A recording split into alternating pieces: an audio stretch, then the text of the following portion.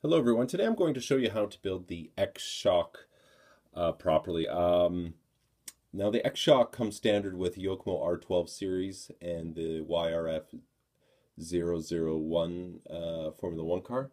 But you can also buy this as a kit to put on any pan car chassis, which does really well with the modified classes. I see a lot of CRC drivers and other guys that are running different chassis models. They tend to run this damper here. I guess the performance is a lot better in some areas with modified racing than your standard small bodied shock. So anyway, let's get started with this damper here and like the things that I do to prepare the damper before I actually build it.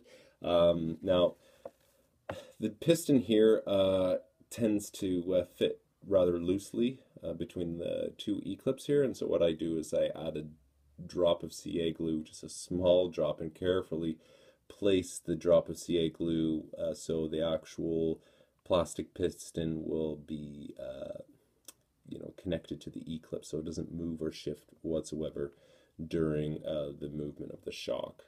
All right. And then next, I make sure that the shock body's nice and clean. Just make sure there's no oil, and you want to make sure that there's a clip right inside here. Might be a little bit difficult to see here, but which it is a little difficult, but there's a clip right in here. You want to make sure that's seated properly when you're building the actual shock. When it comes to screwing it down, you want to make sure that everything's nice and snug here, because if it's not, just a minute amount of pressure coming from the shock body could cause the clip to pop off. All right, and then what else? You want to just take a smidge of grease. This is TKO stuff here. Works really well. You want to put it on the inside.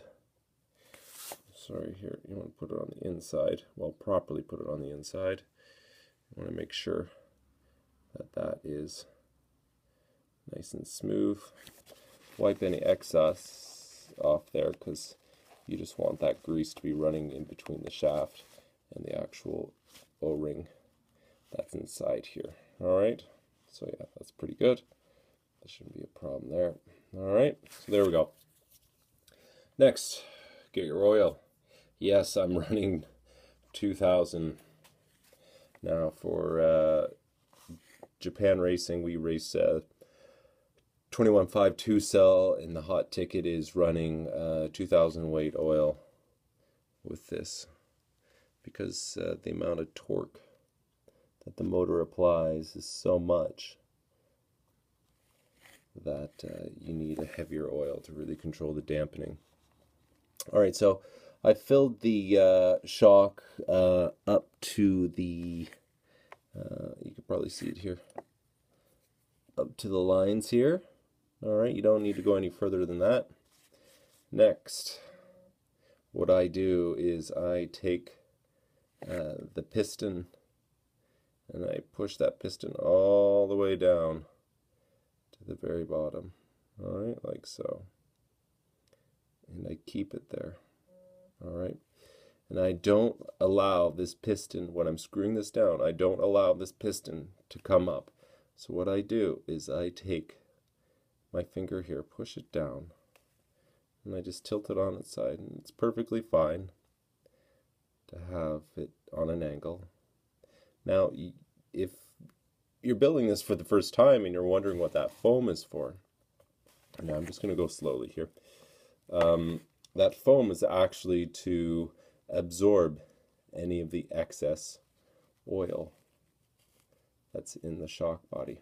All right, so what you want to do is you want to go nice and slow, just to gradually let the oil seep out. Now you'll notice within the shock body there's two grooves cut out on the inside of the shock body, and those I would consider are two channels for the oil to flow out. So you just have to go slowly, and eventually the oil will make its way past the grooves. Still, I'm putting pressure on the actual piston shaft, so the piston is pushed all the way down. And I just keep going until the seals, the clear seal, disappears into the shock body. And it's pretty simple. Now I'm just kind of speeding this up so you guys can see what will happen there. And then all you have to do is snug it up. And there you go. And the actual shaft will probably come out slowly but surely. And there you go. Yep, so there we go. We've got the action there. And then all you have to do, give her a clean, like so.